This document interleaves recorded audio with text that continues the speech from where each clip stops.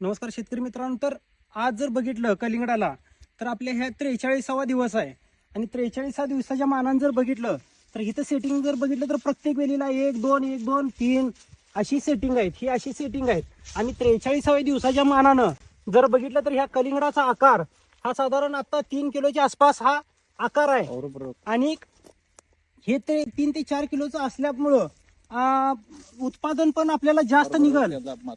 उत्पादन पण जास्त निघल असं वाटतंय. आता इथं 3 आहेत, इथं 2 आहेत, इथं 2 आहेत.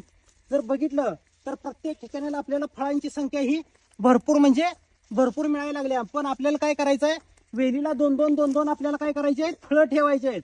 तर ही अशा पद्धतीने आपल्या वेलीला फळांची संख्या आहे.